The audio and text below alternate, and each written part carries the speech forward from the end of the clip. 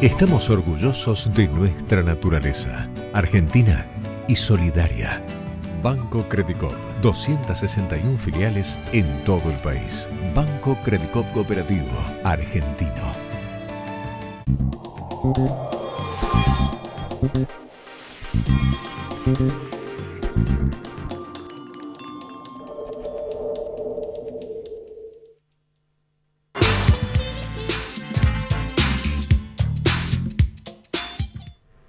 ¿Qué tal? ¿Cómo les va? Bienvenidos a esta nueva edición de La Cultura del Trabajo. Y acá en una semana donde tenemos una carrera declarada con extraordinarias en el Congreso y tratando el Poder Ejecutivo de aprobar tanto la reforma previsional como la reforma laboral. Dos reformas, como sabemos, que inevitablemente van a generar pérdida de poder adquisitivo, pérdida de puestos de trabajo, flexibilidad y peores condiciones en los lugares de trabajo, pérdida de derechos, bueno, absolutamente todos los males que se le puedan ocurrir. La sociedad percibe, sobre todo, las dos reformas las percibe como algo que no está bien o que está mal, como usted lo quiera ver, pero de lo que se trata es de la efectividad que podamos lograr al momento de frenar esa iniciativa, ¿verdad, Hugo? Verdad, Claudio, ¿qué tal? Buenas noches, bienvenidos a La Cultura del Trabajo. Hoy el gobierno está intentando un plan sistemático de recortes en distintos ámbitos. Hablamos de la reforma laboral, la previsional, estas reformas que lo único que intentan son destinar fondos, una transferencia de recursos. El decreto firmado por el Ejecutivo el día de ayer, el decreto 1013, declara que casi 100 millones de dólares que se le recortan a los jubilados van a ir al pago de la deuda externa.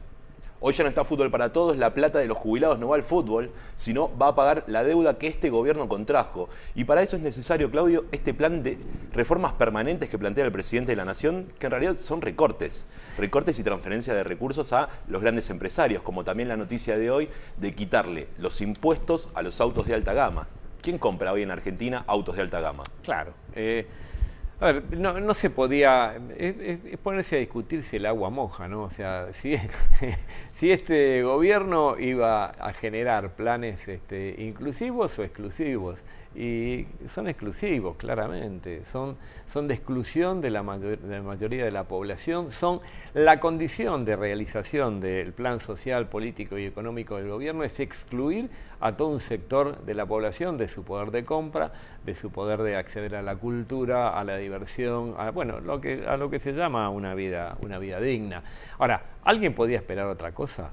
¿Alguien podía pedirle peras al olmo? Creo que ahí das en la clave, me parece, porque el gobierno realizó una campaña durante todo el 2015 prometiendo todo lo contrario de lo que está haciendo ahora. Prometiendo una revolución en la producción, en el trabajo, en las inversiones. La lluvia de inversiones finalmente nunca llegó. Fueron a pagar a los fondos buitres y al resto de la deuda que tomó. Todas las inversiones son a deuda. Ahora, Hugo, ¿no será de los $5 que sí entraron al país, o en un promedio de los $5, solamente uno fue al pueblo. Los demás, los $4 restantes, fueron a la deuda, a pagar deudas, a colocación de bonos. Pues decís, Hugo, ¿qué es esto? Miente, que algo queda, ¿no? Porque claramente no son las inversiones las que quedan. No, lo que queda son las mentiras. Claro, esa parte es mentira. Pero lo que genera es la sensación de que no es así. O sea, toda esta cobertura mediática que tiene el gobierno para decir que me están dando mantecol, y en realidad, perdón por la marca, ¿no? En realidad no es un turrón, digamos. Sí. La verdad, podría parecer, para una mesa racional, podría parecer una cosa imposible. Y sin embargo, se da, y sin embargo, se cree en forma masiva. ¿Qué es lo que hace que esto sea de esta manera, ¿no?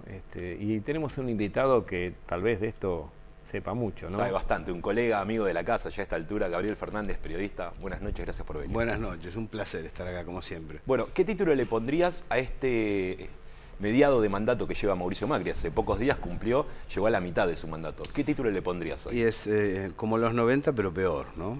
Hay menos beneficiarios. Bueno, justamente lo que dijeron hoy el representante de las cámaras de PYME. Son los 90 recargados. Claro, recargados. Si hubiera una ampliación de los beneficios compartidos con otros sectores del bloque de poder, con franjas empresariales, uno diría la colisión social está lejos, pero la veo muy cerca, ¿no? Porque hay los intereses están muy plasmados, muy plasmados. Solo el ajuste y toda la filosofía que se está abriendo en base a lo que ustedes estaban comentando, parte de una falsedad que es la austeridad. En realidad, la austeridad, que el Estado es elefantiásico, que hay que reducir los gastos, una tontería que no dice la verdad, que es que el verdadero ahorro de la sociedad es el dinero en el bolsillo del trabajador, que permite aumentar el poder de compra, aumentar la venta del comercio y aumentar la industria. Al no darse eso, al recoger las fuerzas productivas y circunscribirlas, el gobierno por un lado destruye la economía nacional, pero por otro lado deja muy pocos beneficiarios, es decir, los CEOs, los gerentes de las empresas que están ligadas, los sectores financieros y muy poco más. Pues sí, la austeridad es a costa de mi poder adquisitivo. Claro, la austeridad es un error en economía en realidad. Claro. Las sociedades que crecen son las sociedades que invierten, exacto, por lo tanto las que gastan. Las que gastan. Todo lo contrario a lo que se pretende. Si se cercenan los derechos a los jubilados y a los trabajadores activos, como se está proponiendo en 2 de las 3 reformas planteadas, lo que hay es menor poder adquisitivo, porque lo que necesita el país es que al trabajador le vaya bien. Cada vez que alguien dice que el trabajador tiene que dejar de lado el aguinaldo, dejar de lado un beneficio social o tener una red de despido autogenerada, no a través de la responsabilidad empresarial, lo que hace es deteriorar el mercado del barrio, lo que hace es deteriorar a la fábrica que necesita compradores para producir. Ahora, como bien dijeron ustedes, esto se veía venir, es decir, en el 55 fue esto, en el 76 fue esto y en los 90 fue esto. Nada más que ahora hay menos, reitero, beneficiarios que en aquellos periodos. ¿Y había traidores a la patria en ese momento? Bueno, los que encabezaban los procesos golpistas, ¿no? En cuanto a declarar traidor a la patria, el único gobierno que tomó el toro por las astas para investigar qué había pasado en el atentado a la AMIA, en lugar de permitir que los iraníes sean eternos acusados sin corroboración, bueno, es una locura verdaderamente plena, que ya Nisman sabía que era una locura, porque Estiuso le dibuja ese memorándum y Nisman mismo dice, ¿qué me hacen decir? ¿Qué me van a hacer plantear? Yo creo que buena parte de la desaparición física de Nisman habría que buscarla por ese lado. Ahora, es raro, yo tuve la desagradable experiencia de tener que tomar un taxi que estaba escuchando una radio muy conocida, ¿no? Bueno, los periodistas siguen hablando de Cristina, es decir, todo esto pasa por culpa de Cristina. ¿Cómo encaja en el discurso ahí después de 2 años? A esta altura queda claro que es una forma de defenderse a sí mismo, ¿no? De decir, esto le tengo que poner la culpa a alguien, porque si no tengo que pensar que es culpa mía. Si no pagar los platos rotos. Claro, si no deposito la culpa en un tercero, si no tengo un chivo expiatorio, entonces tengo que empezar a pensar que yo fui un boludo, con perdón de la palabra en horario de protección, ¿no? Y eso no quiere aceptarlo nadie, porque esto que decíamos al principio, se sabía que esto iba a pasar. Entonces, ¿qué? Se genera un chivo, se genera un emergente, el emergente puede ser la RAM, el emergente puede ser el kirchnerismo, puede ser Cristina. El submarino, por ejemplo. Claro. Se busca un emergente y alrededor de ese emergente se construye un discurso que hace, que genera aceptación en la sociedad, porque le resulta funcional a la sociedad, porque le resulta funcional a un sector, para poder ¿no? explicar.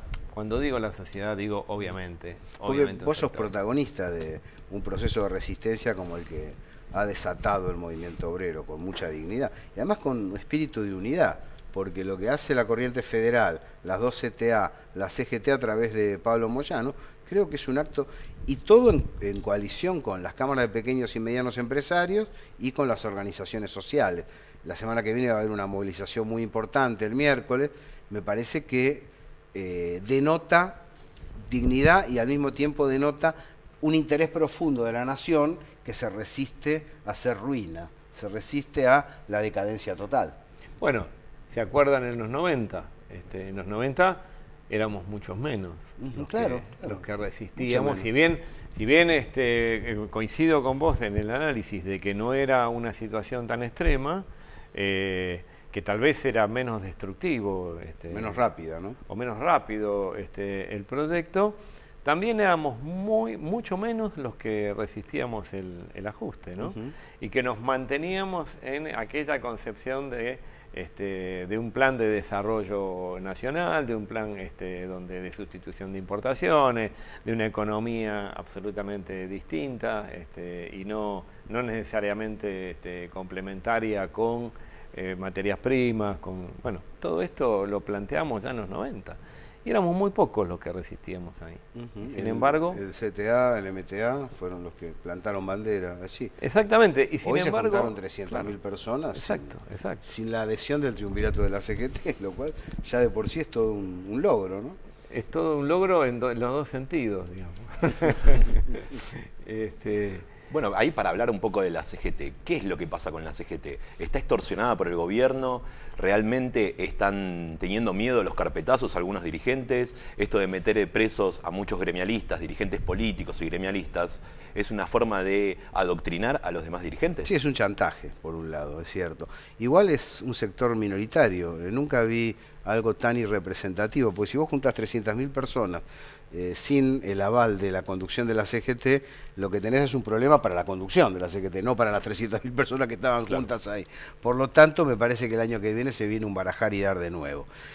Ahí privó una filosofía de ver lo bueno, apoyarlo, y ver lo malo y criticarlo, que después de 2 años ya no tenía sentido, y eso hizo quedar en falsa escuadra a la conducción, pero solamente al triunvirato. En el resto, la hegemonía es fuerte sobre un diagnóstico muy pesado sobre el plan económico, muy fuerte sobre el plan económico, y ese sentido creo que va a llevar a que haya modificaciones el año que viene en la dirección de la Central Obrera.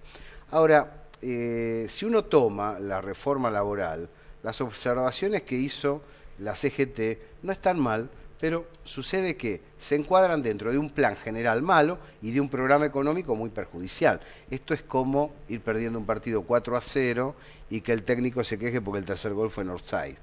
Igual te están cagando a pelotazo, es decir, claro. Entonces lo que plantea la CGT no sirve porque no enfrenta el plan económico a fondo, a pleno, que es el problema básico que deriva en la reforma laboral, en la previsional y en la tributaria. Y ojo con la tributaria, que está quedando un poco, la denuncia de los trabajadores del Nación es muy seria, están vaciando el Banco Nación, están trasladando recursos del Banco Nación al Tesoro Nacional para uso de pagos y acreencias externas y saldo del déficit fiscal que impusieron los que lo venían a combatir. Ustedes se acuerdan que estos liberales decían que iban a combatir el déficit fiscal. Ojo que se está saqueando una institución señera en las finanzas argentinas como el Banco Nación en beneficio de los privados, de la hegemonía de los privados. Con todo este cuadro de situación, es lógico el planteo de la Corriente Federal de Trabajadores y de la CTA. Y mirá, aunque haya un punto en el cual se puede estar de acuerdo, el panorama general es negativo. Y ahí está la clave del accionar. Lo que sí quiero rescatar de todos estos sectores que mencionamos, la tendencia a buscar la unidad siempre. Tratar de no romper aún en la discrepancia. De otro modo, hoy el movimiento obrero sería un archipiélago muy difícil de recomponer. Bueno, y ahí te quiero detener. Vos planteás este lema de la unidad, que hoy prácticamente es unidad en acción, ya no es unidad en refrán. Bueno, al gobierno parece poco importarle las movilizaciones. Hoy tienen más una connotación positiva para el resto de las organizaciones políticas de poder unirse y así organizarse de frente al año que viene o a los próximos meses para afrontar con más masividad las reformas y todos estos recortes que produce el gobierno por todos lados. Sí. En realidad no es tanto una resistencia al gobierno, sino es por ahora una etapa de organización. Claro, el gobierno se siente protegido por la no difusión de las actividades opositoras a través de los medios afines y el control del soporte tradicional. O las connotaciones negativas que se le dan a las movilizaciones, por ejemplo. Además, una adjetivación sucia sobre vos tenés una movilización para que no le recorten la guita a los jubilados y todo el mundo hablando del problema de tránsito, cosa que no están hablando de si viene un financista exterior a cortar Puerto Madero. Bueno, pero si ninguno de los dos boxeó nunca, ¿no? Sí, yo sí. ¿Vos boxeaste? Taekwondo y boxeo, sí. Boxeo, bueno. Pero, No, en me queda el realidad, taekwondo solamente. pero en realidad lo mío es el fútbol. Bueno, yo boxeo. Jamás se te hubiera ocurrido estar en un round y hacer algún gesto de dolor, ¿no? Claro. Es lo peor que puedes hacer, porque vas a generar del lado del oponente, vas a generar que va a decir, bueno, le estoy pegando, le estoy dando. Bueno, el gobierno no acusa recibo de nada. Tengo dudas de que no genere realmente muchos cambios, ¿no? O sea, si uno lo pensara por el absurdo, la resistencia logra que haya muchas iniciativas de gobierno que no puedan llevarse adelante, que tengan que cambiarse o tengan que desecharse. Pero en definitiva también el gobierno trabaja en un debe y en un haber. También dice, quiero una reforma laboral que sé que no va a salir, y entonces después discuto con la CGT un tercio o menos de los artículos que yo pretendía. Es como decirte, aumento el gas en 1500%, y después dice, no, era broma, va el 400, va el 400 que está, y vamos, el 400 está bien, es 4 veces más. Pero además se genera un clima en los lugares de trabajo donde dicen, mirá, el gobierno, por más movilizaciones que vos hagas, va a sacar la ley. Cuando salga la ley, vos vas a tener una indemnización menor. O vas a tener condiciones que hoy no tenés, o vas a perder derechos. Por lo tanto, perdelos ahora, negociémoslo en el lugar de trabajo, perdelos, no hay porque si no después va a ser peor. Y este es el efecto que está generando la reforma laboral en cada lugar de trabajo, en cada patronal grande sobre todo. Está generando pérdida de derechos a pesar de que por derecho eso no se puede aplicar todavía. Es cierto, sin embargo hay movilizaciones, es decir, eso es lo interesante. Hay un sector de la sociedad que dentro de un rato va a aflojar esa mira. Tuvo colchón, gracias al éxito de la década previa, vamos a decirlo claramente. Como crecieron los derechos, creció la industria, porque desde el 2001 para acá se levantó a través de la moratoria y la devaluación, se levantó la capacidad productiva, y después con el gobierno kirchnerista, al asentar derechos, lo que se logró es mayor poder de consumo, asignación universal, paritarias, una serie de hechos que dinamizaron el mercado.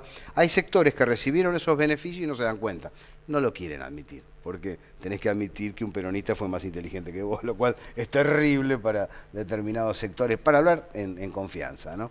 Ahora, el bolsillo es un músculo muy significativo y que habla con claridad a las personas. Por lo tanto, aunque no quieran admitir lo que se desarrolló en políticas previas, van a tener que admitir que este gobierno no resuelve sus problemas. ¿Vos esto decís, es una Gabriel, cuestión vos decís que es así? Temporal. ¿Vos decís que es así? Yo creo que yo coincido. Hay un 30% que no hay con qué darlo. Claro. Con el claro. que no hay que hablar siquiera, porque hay odio allí, hay otra cosa claro. más turbia que deriva en violencia. Pero hay un sector intermedio que todavía confía en, bueno, dejarlos hacer para ver si aciertan. Me decía una amiga arquitecta que votó a Macri.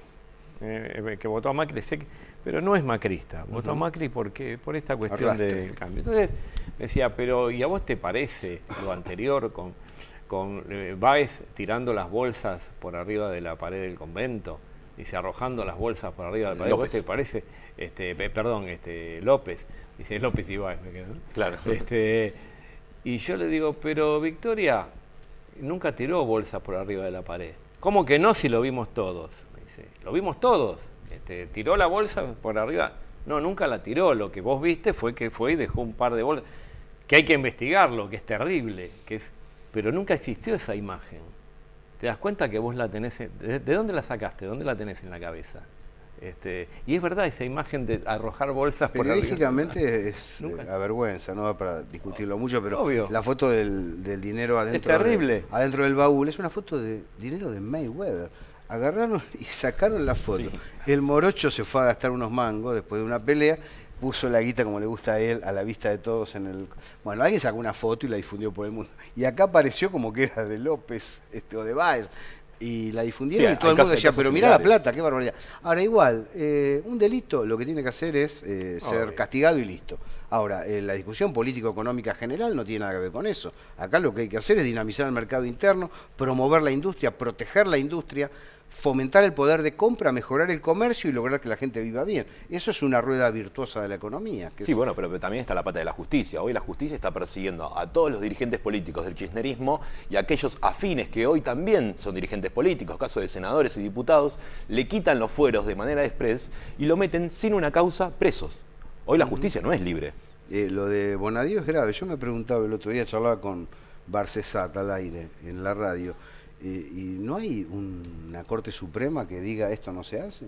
Porque digo, si cualquiera de nosotros va a la esquina y rompe la vidriera de la pizzería de acá cerca, y alguien le va a decir algo, es decir, o viene un policía o un juez, alguien va a decir, esto no se hace, por lo tanto usted tiene una contravención o va preso, no sé. Ahora, Bonadío juzga, mete preso gente sin juicio. Y no hay, la Corte Suprema no dice nada, digo, como máximo organismo. Yo me lo pregunto. Bueno, el caso testigo es Milagro Salas. Milagro Sala. Sí, es realmente curioso lo que está pasando.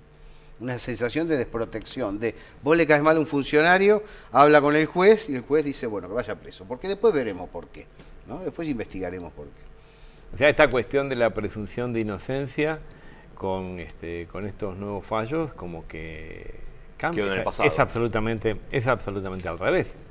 Primero sos culpable y después vemos, digamos, ¿no? Primero Por va a ser causas muy, muy endebles, ¿eh? absolutamente endebles.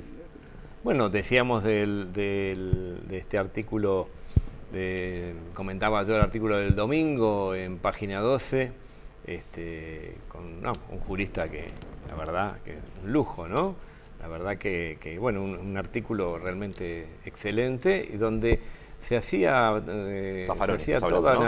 se trazaba la historia de cómo se utiliza a lo largo de nuestra historia y de otros países la traición a la patria. O sea, justamente la Constitución lo que hace es proteger, dar los elementos para protegerse de un argumento que se utilizaba para fusilar. O sea, y se daba en tiempos de guerra y pretendió utilizarse fuera de esos tiempos de guerra, con lo cual se limitó solo a los tiempos de guerra. ¿Hasta qué punto puede haber consideración de traición a la patria en la discusión de medidas de política económica? Es todo un debate. Creo que no da. Ahora, podría considerarse como tal la exacción de recursos internos para su depósito afuera, ¿no? Por ejemplo, el Paradise Paper y los Panama Papers hablan de empresas, entre las cuales está el presidente de la Nación, como propietario, como miembro del directorio, girando recursos internos al exterior. ¿Eso por qué no es considerado, por lo menos judiciable? No digo traición a la patria. Judiciable, investigación debería haber. La hacemos más simple, Gabriel. Vos hace 2 años atrás entrabas $100 millones y tenías que dejarlos acá determinada cantidad de tiempo y no te los podías llevar, y si te los llevabas tenías una multa, claro. Digamos, una multa, tenías que dejar un pedazo. Sí. Bueno, hoy no tenés ninguna restricción, vos entrás, comprás, realizás en Levac y te llevas 130 y te los llevas todos. Esos 30, ¿de dónde salen? Esos 30 los pagamos vos, yo, él, absolutamente todos, o los pagamos con deuda. Es deuda. Y esa deuda se acumula, y esa deuda hay que pagarla y genera lo que genera. Bueno, esto es lo que está pasando. Horas después que esta semana el área de finanzas anunciara nueva deuda, en la dirección que vos estás hablando, emisión de letras del Tesoro en este caso, el Papa Francisco señaló lo malo, esto es de hoy, lo malo que resulta el endeudamiento en las naciones latinoamericanas porque frena el crecimiento económico. Creo que el Papa está muy, muy lúcido sobre lo que está ocurriendo en la Argentina. Bueno, escuché el presidente de una automotriz de primera línea en el país que dijo, no, si la estrategia es la bicicleta financiera, estamos al horno. Yo no creo que sea comunista el hombre, te cuento. Cada vez que voy a fabricar autos, ¿no? Claro, dijo, no le vendemos más un auto a nadie. Digamos, si la estrategia es la bicicleta financiera, estamos al horno. Eso cuando se dio la discusión sobre los fondos buitre, la expresidenta de la Nación lo planteó claramente. No le podemos admitir esto, porque si vos le admitís un 1.600% de rentabilidad, 1.600% de rentabilidad al que mueve dinero a través de la computadora, ¿qué queda para el que invierte? El que invierte tiene que poner un galpón, tiene que contratar trabajadores, comprar máquinas, y todo el proceso de recuperación de ese dinero para el empresario es lento y es fatigoso. ¿Cómo le vas a dar más rentabilidad a un financista que a un empresario productivo? Sí, llama la atención un poco, volviendo al tema de las reformas, como es un eslabón de cada una de las cadenas, ¿no? Por ejemplo, la previsional, en este caso con los jubilados, el gobierno se ahorra entre comillas, se ahorra un dineral bastante importante a costa de la salud de los jubilados. Por el lado de la laboral también los empresarios se ahorran. Por el lado de la reforma que plantearon hoy sobre los derechos humanos y todo lo que pasó tanto con Santiago Maldonado como con Nahuel, hay todo un plan sistemático para reprimir, recortar y seguir tomando deuda a costa del bolsillo de los trabajadores. Exactamente. Consultamos sobre el estado de la opinión pública. También, ¿no?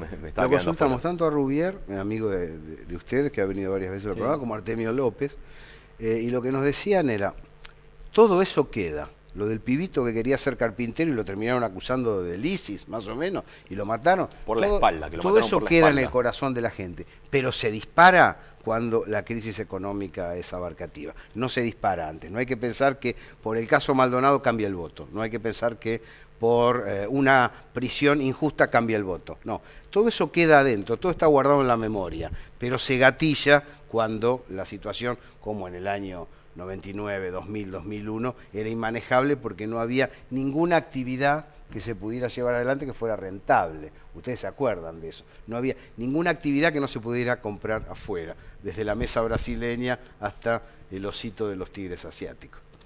Bueno, de ninguna manera, a ver, no son todas pálidas, no estamos... no es que no haya salida, al contrario, la hay, pero bueno, de lo que estamos tratando es de lograr algún tipo de análisis de la situación para saber dónde estamos parados y cómo tenemos que revertirla. Por supuesto que hay maneras de que esto cambie, por supuesto que hay que huir del miedo, de la desunión, del sálvese quien pueda y estar más juntos que nunca. Lo esperamos en la próxima de la Cultura del Trabajo y muchas gracias, Gabriel, por estar con nosotros. Claudio, Hugo, gracias. Un placer siempre.